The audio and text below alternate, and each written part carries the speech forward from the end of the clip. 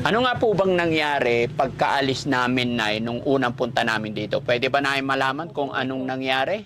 Ano kami, umalis na kami kaagad noon dahil hinahabol nga namin yung oras namin na para makapagpa-ultrasound ako. Mm. Dumating ako doon, dumating kami doon mga alas 2 na. Sabi ng doktor, wala na daw yung mag-ultrasound kasi half day lang daw talaga sila pala. Kaya hinahabol nga namin noon yung oras na kailangan alas 8 makaalis na kami, makarating na kami doon. Hindi namin nahabol yung oras. Kaya in-extend na naman ulit yung operasyon ko. Kailan? Sabi nga ng ang doktor sa akin, balik kayo na naman ulit dito ng Webes. Tayo ultrasound na kayo, hindi pwede na ioperahan kayo dito na hindi namin kayo na ultrasound. Pakibigay kay nanay para pandagdag sa operasyon nila. Maraming salamat. Daddy Frank. Oo. Yan. Nay, ito na po. Langin ka na. Yan. Langin natin na yan. 1, 2, 3, 4, 5, 6, 7, 8, 9, 10, 11, 12, 13, 14. 7,050 plus tens and pesos. 61. Maraming salamat po, Daddy Frankie. Tanong tulungan mo. Hindi makulangan ito. Ipapasalamat din ako sa mga nagtumutulong sa akin na sana bigyan din sila ng lakas ng katawan para na makahanap din sila ng trabaho, para na makatulong din sila sa ibang mga nangangailangan, hindi lang sa akin. Maraming sa lahat. Maraming salamat sa lahat na nagbigay ng tulong sa akin. Yun lang po ang masasabi ko. Maraming salamat. Taos puso ako nagpapasalamat. Sana gabayan palagi kayo ng Panginoon. Ayun mga kababayan, mga kabarangay, magandang morning po sa atin lahat. Mga kababayan, maraming salamat po sa inyong lahat. Gaya ng aking sinabi or gaya ng aking sinasabit na babanggit na ako'y laging nagpapasalamat sa inyong lahat mga kababayan dahil sa walang sawa ninyong pagsuporta sa Team Daddy Frankie. Panibagong araw, panibagong vlog mga kababayan, at sa umagang ito, babalikan po natin si Nanay Connie. Dahil nung na-upload natin nakaraang gabi, ay may mga panawagan tayo at may panawagan din si Nanay Connie. Yun yung reason kung bakit agaran kaming nakabalik sa araw na ito.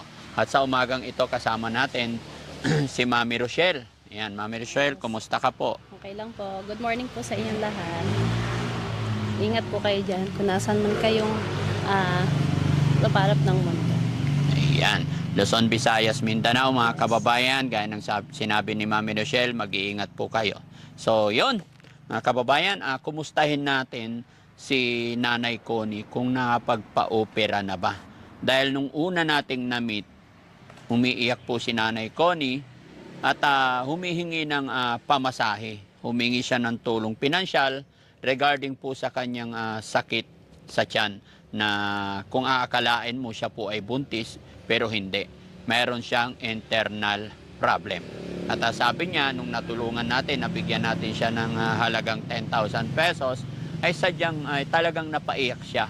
At nagpapasalamat dahil makakapagpa-opera na daw siya sa San Fernando.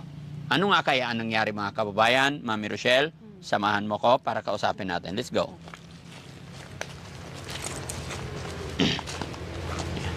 Nay, good morning muli. Good morning po. Kilala niyo po si Mami Rochelle. Hindi po. Siya po yung aking paboritong asawa. Good morning, ma'am. Hello po. Good morning po. Good Kamusta po kayo? Okay naman po. Kaya lang ito lang. Medyo malakas-lakas ko man din. Kaya lang medyo inaantay ko na lang yung aking operasyon. Ano nga po bang nangyari pagkaalis namin, Nay, nung unang punta namin dito? Pwede ba namin malaman kung anong nangyari? Umalis na kami kaagad noon dahil hinahabol nga namin yung oras namin na para makapagpa-ultrasound ako. Dumating ako doon, dumating kami doon mga alas 2 na. Sabi ng doktor, wala na daw yung mag-ultrasound kasi half day lang daw talaga sila pala. Kaya hinahabol nga namin noon yung oras na kailangan alas 8 makaalis na kami, makarating na kami doon. Hindi namin nahabol yung oras. Kaya in-extend na naman ulit yung operasyon ko. Kailan? Sabi nga ng ang doktor sa akin, balik kayo na naman ulit dito ng Webes. tayo ultrasound na kayo, ta hindi pwede na iopiraan kayo dito na hindi namin kayo na ultrasound. So this coming Thursday, babalik kayo para magpa-ultrasound. Bumalik na po ako nung Thursday. Nakabalik na kayo na Thursday. Opo, ama yung Thursday rin schedule ako. Opo.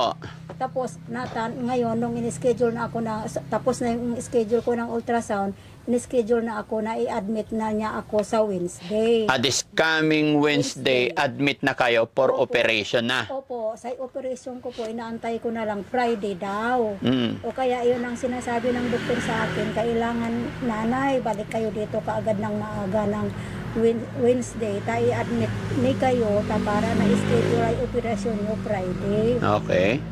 Kaya masaya ako, Daddy Frankie, kahit papaano, naka-schedule na ako sa operasyon ko. Hindi na ako masyadong nahihirapan.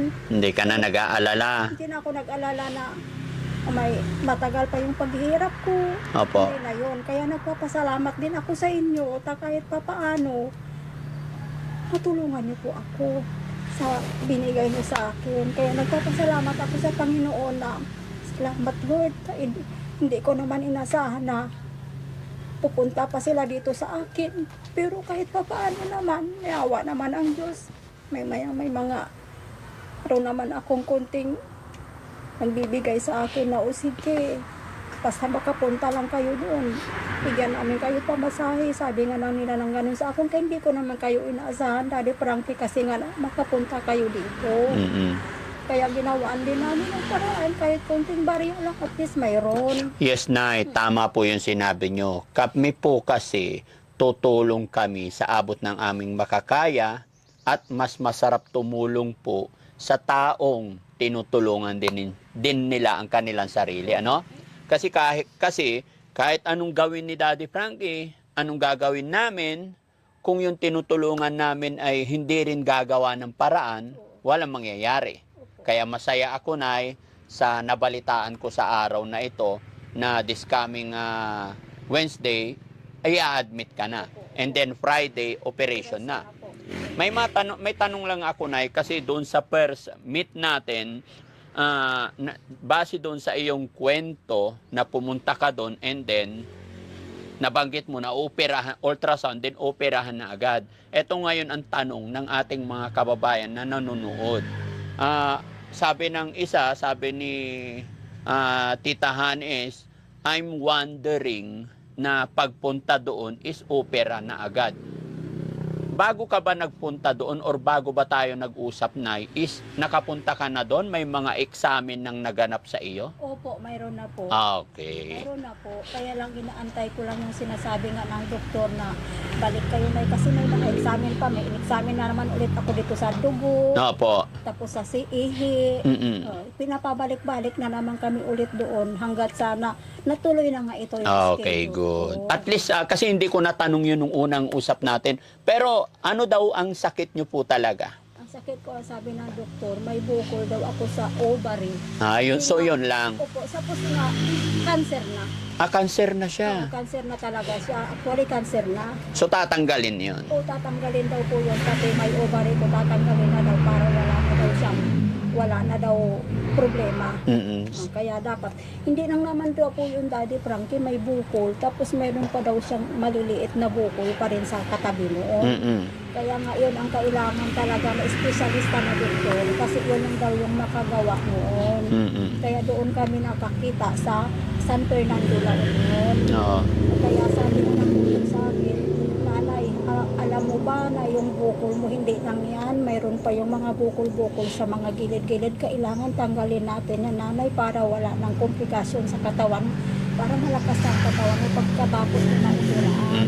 Yan ang sabi sa akin ng doktor. Okay, Dok, walang problema sa akin, kahit tanggalin mo na yan lahat, basta mabubuhay ako, magpapasalamat Opo. ako sa Panginoon. Mas maganda siguro na patanggal na lang natin lahat yung laman loob. Sabi mo, tanggalin, kahit tanggalin lahat. Lahat nabukol. Yun ang inaanap ko. Sabi ko, Diyos ko, Lord, salamat.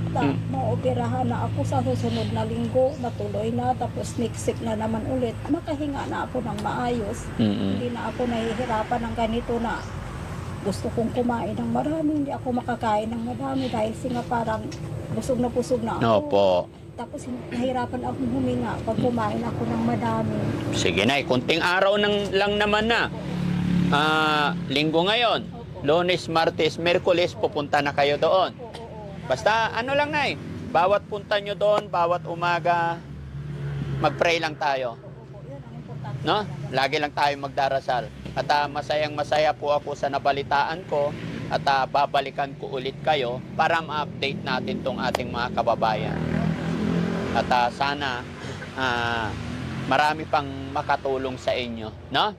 At natatandaan mo ba na yung panawagan natin na humingi tayo ng tulong sa ating mga kababayan? Hindi naman po tayo nabigo dahil may mga kababayan tayo na nagpadala ng tulong pinansyal para sa inyo po. Kaya thank you sa lahat ng mga kababayan natin na napakabilis tumugon sa panawagan ng inyong lingkod at sa panawagan din ni Nanay. Maraming salamat po talaga sa inyo. Dahil po sa inyo ay mas marami tayong natutulungan. Gaya ng aking sinabi, talagang hindi ko maipaliwanag. Kasi isang panawagan lang ng Daddy Frankie ay kahit hindi nyo kami kilala, ay sadyang ipinagkakatiwala ninyo sa amin ang inyong mga pera na pinagpaguran. So, Nay Connie, sa panawagan natin, mayroon dumating sa GCash na halagang 7,061 pesos. Hani, pakibasa mo magmula rito. Ayan, hanggang dito. Yes po. Yung una pong padala is galing po kay Ito, Jassy Joy. Yan, nagpadala siya ng 5,000 pesos, no? And second one is si Ma'am Leticia Valenzuela.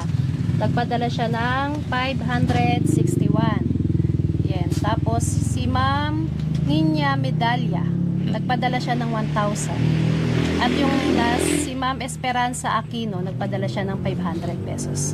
Total? Total of 7,061 pesos. Pakibigay kay Nanay para pandagdag sa operasyon nila. Maraming salamat. Daddy Frankie. Oo. Yan. Nay, ito na po. Yan. Langin natin na yan. 1, 2, 3, 4, 5, 6, 7, 8, 9, 10, 11, 12, 13, 14. 7,050 plus tens and pesos, 61. Maraming salamat po, Daddy Frankie. Tanong tulungan mo. Hindi makakalagan ito. Ipapasalamat din ako sa mga tumutulong sa akin na sana bigyan din sila ng lakas ng katawan para na makahanap din sila ng trabaho, para na makatulong din sila sa ibang mga nangangailangan, hindi lang sa akin. Maraming salamat sa lahat na nagbigay ng tulong sa akin. Yun lang po ang masasabi ko. Maraming salamat. Taos puso ako nagpapasalamat. Sana gabayan palagi kayo ng Panginoon para marami pa kayong matulungan, hindi lang ako. Nay, nabanggit mo sa akin nung unang punta ko pa lang dito, lagi kang umiiyak kasi wala kang mahingian ng tulong dahil unang-una, dayo ka lang dito. Totoo po yun. 'Di ba? Umiiyak ka kamo kasi gusto mong humingi ng tulong sa mga kamag-anak which is napakalayo, wala nakakatulong sa'yo. Opo. Iniisip mo nga kamo na parang wala ka ng pag-asa. Ano ngayon ang nararamdaman mo after ng prayer mo at pananalig mo kay God? Eto na, may mga taong tumutulong na sa'yo. Ano ngayon ang pakiramdam? Alam niyo po, Daddy Frankie, yung binigay niyo sa akin na tulong ng unahan, masaya ako. Nagpapasalamat ako sa Panginoon na may bumating sa akin na biyaya, na may tumulong sa akin na hindi ko naman inaasahan na ganun ang mangyayari, may magbibigay sa akin ng ganun. Papasalamat talaga ako ng marami sa Panginoon, kaya hindi ako bumibitaw kahit sasabihin ko na pagsubok lang to Panginoon sa akin. Marami naman akong pagsubok na binigay niyo sa akin, nakakayanan ko, ito pa kaya. Hindi lang naman ito, Daddy Frankie, yung pagsubok na ibinigay sa akin, sa asawa ko rin. Naoperahan din siya, walang-wala din kami. Pero nalagpasan ko. Dahil nga sa Panginoon, dahil hindi ako bumibitaw sa Kanya, hindi na naman niya ako bibigyan ng pagsubok ng ganito kung hindi ko makakayanin. Kaya pilit kong kakayanin. Doon kung bigyan mo pa ako ng mahabang buhay, sana may tumulong sa akin na mapaoperahan ako kaagad. Kasi nga, sabi nga niya ng doktor sa akin, nanay, kaagad maoperahan ka na, takot hindi kasi baka mamaya mas lalo kayang lalaki, mayroon pa yung nandoon na magkikimo ka pa, may stage na. Sa awa naman ng Diyos, Daddy Frankie, wala pa naman. Wala akong pa, stage. salamat Yun sa ang Panginoon. Salamat ko sa Panginoon. Hindi pa totally kumalat. Hindi pa po. Kaya kailangan matanggal na, no? Po. Kaya Okay. yun ang inapasalamat ko sa Panginoon na Lord, salamat na wala pa akong stage kahit medyo nahihirapan na ako na lumalaki na yung tiyan ko. Salamat pa rin po na hindi wala pa akong stage sa sakit ko na nga dito po. Sabi ko sa sarili ko at sa Panginoon, sana matapos na itong problema ko sa para na kahit pa paano sa hirap ng buhay kailangan ko maghanap ng trabaho pa, Daddy Frankie. Kaya siyempre kahit sabihin natin na medyo may trabaho pa rin hanggang malakas ang katawan. Okay. Lagi naantay ko nga na bibilang na lang ako ng ilang buwan. Sana, Lord, makapagtrabaho na rin ako. Bigyan mo pa rin po ako ng lakas para na makapagtrabaho para sa pamilya ko din. Kaya, yun ang pinapasalamat ko sa Okay. Panginoon. So, sige Nay. Basta, bawat lakad, gaya ng sinabi, ipag-pray din natin, Nay, yung mga doktor na mag-uupira sa'yo, na sana maging perfect. No? Kaya, lahat ipag-pray mo sila, Nay, na maging maayos ang lahat. At syempre, mga kababayan, mga kabarangay, Nay, bago matapos ang bidyong ito, nanaisin ko po talaga magpasalamat sa mga sponsor natin. No? Kay Ma'am Jassy Joy na nagpadala po ng 5,000. Hindi na po sila nagpabanggit kung saang lugar po sila. At saka kay Ma'am Leticia Valenzuela na nagpadala po ng 561. Kay Nina Medalya nagpadala ng 1,000. Kay Esperanza Aquino na nagpadala ng 500. Kaya po tayo nakalikom ng 7,061 pesos. Padala po yan through GCash. Lahat po kayo mga kababayan na nagpadala sa kay nanay ng tulong pinansyal. Napakalaking bagay po ito. Pamasahe, pambili ng gamot, or kung ano pa man ang mga kakailanganin ni nanay. At dahil dyan, masaya po kung ibabalita na this coming Wednesday, ika nga ni nanay, i-admit na siya, and then Friday, operahan na siya. Asahan nyo mga kababayan ang update ko sa inyo para paglabas ni nanay ay babalitaan ko pa kayo ulit. At muli po mga kababayan, kami po ay kumakatok pa sa inyong mga puso, sa mga may mabubuting kalooban. Baka may extra po kayo dyan para lubusan gumaling si nanay. Mag-message lang po kayo sa amin. No? Maraming salamat. At Mami Rochelle, anong masasabi mo sa mga pinagdadaanan ni nanay na pagsubok na kung dati iniisip niya na walang makatulong sa kanya. Lumaki na nga daw yung tiyan niya na naghahanap ng matulungan, napagod na siya pabalik-balik sa Region 1 hanggang sa halos sumuko na siya. Pero gumawa pa rin si God ng mga tao, instrumento para matulungan. Anong masasabi mo para kapulutan ng mga tao na minsan nawawalan sila ng pag-asa? Ayan, nagpapasalamat ako syempre sa Panginoon. Ayan, at binigyan ka pa ng Panginoon ng lakas ngayon na natulungan ka ng kahit ng Daddy Frankie team. So sana Nay, lakasan mo pa yung loob mo. Ayan. At wag ka pong panghihinaan ng loob, no? Dahil nakikita ko naman sa iyo, gaya ng sinabi mo, na kaya mo yung pinagdadaanan mo. Tama yun. Walang binigay sa atin ng Panginoon nang hindi natin kaya. Kaya sana Nay, sa ganyang pinagdadaanan mo, wag ka pong makakalimot, no? Ganon din po kayo mga kababayan, mga kabarangay. Ano man ang pinagdadaanan natin, ang lahat ng ito ay may sagot dahil andyan ang Panginoon. Kaya sana po, wag po kayong magsasawang humingi ng tulong at gabay sa ating Panginoon, no? Para tulungan pa niya tayo sa lahat ng nangyayari sa ating buhay. Yun, ang galing, no? So, yun, mga kababayan, mga kabarangay, ako'y magpapaalala lang po sa mga bidyong ina-upload ni Daddy Frankie. Kumbaga, ginagawa namin ito, hindi po para ipagyabang or ipangalandakan yung mga naitutulong natin. Mga kababayan, minsan ginagawa natin itong pagbidyo na to, una, para mas makatulong pa tayo. Dahil gaya ng aking sinabi, sa pamamagitan ng pagbidyo namin, panunood ninyo, pag-heart ninyo, pag-share ninyo mga upload videos namin, dyan po kami kumukuha ng itutulong namin. At pangalawa, gaya ng aking sinabi, hindi para ipagyabang, kundi para kapulutan din ng aral. Mapanood ng mga taong may pinaglalaban dyan, may pinagdadaanan, no? Na, ay, pwede pala yun. Mahal pala talaga tayo ng Panginoon. Na hindi porkit walang-wala ang iyong pamilya, ay wala nang makatulong sa'yo. As long as gumagawa ka ng paraan sa mga problemang iyong kinakaharap, gagawa at gagawa si God ng mga, magpapadala siya ng mga tao, mga instrumento para ikaw ay matulungan. Kagaya po ng nangyari ngayon kay nanay. No? May mga taong nagpadala, tulong pinansyal, kagaya ng natanggap ni nanay sa blessing na ito ngayon. Ayan, ito, hindi po biro-biro mga kababayan, yung natanggap ni nanay na pera sa umagang ito, no? Dahil kahit anong gawin nating mga mahirap, hindi basta-basta kikitain to sa loob ng isang araw. Walang ganon. Pero dahil sa pag-video natin, napanood ng mga kababayan natin may mabuting kalooban, kaya may blessing. Ito yung way ni God para matulungan si nanay. Nay, anong masasabi ni nanay? Masasabi ko lang po, maraming salamat sa Panginoon.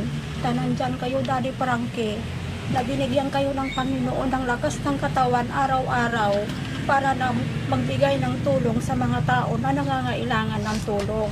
Kaya nagpapasalamat ako sa Panginoon na binigyan niya kayo ng lakas, binigyan niya kayo ng kapangyarihan na tumulong sa mga tao, lalo na itong lahat ng mga grupo ninyo na hindi ko inaasahan na balikan niyo ako. Daddy Frankie, sa totoo lang, sabi ko nga, binigyan na ako ni Daddy Frankie ng 10,000. Salamat, Panginoon. Pero kung hindi naman niya ako babalikan, salamat pa rin. May blessing siya na binigay sa akin na malaking nakatulong sa akin para sa pagpagamot ko kahit yun lang na bagay. Maraming salamat. Lord, gabayan niyo po sila palagi bawat araw-araw kung saan man sila pumunta. Gabayan niyo po sila, sana makarating sila sa pupuntahan nila na ligtas sa anumang disgrasya. Salamat po sa lahat na nagbigay ng mga tulong sa akin. Maraming salamat. Yun lang po ang masasabi ko. Ayan, sige na, no? Okay, babalik pa kami ulit dito pagka nakalabas ka na, ano? Hindi ka na namin masamahan papunta kasi alam kong kaya nyo naman na para makatulong pa tayo sa iba. Opo, sige. Okay? Salamat po. Okay, so ayun mga kababayan, mga kabarangay, muli po maraming salamat po. Magandang umaga, magandang gabi, magandang hapon po sa inyong lahat. Saan man kayo naroroon, Luzon, Visayas, Mindanao, mahal ko po kayong lahat. Ganon din sa ating mga kababayan OFW, mga kababayan natin na nasa ibang bansa. Salamat po sa walang sawa ninyong pagsuporta parati. At syempre, bago matapos ang video ito, shout out natin itong ating mga nakasubaybay, lalong-lalo na dyan sa premiere natin sa baba. Magmula po sa Team Rise Above headed by Tita Honey S, kay Sweet Charm, ayan, maraming salamat.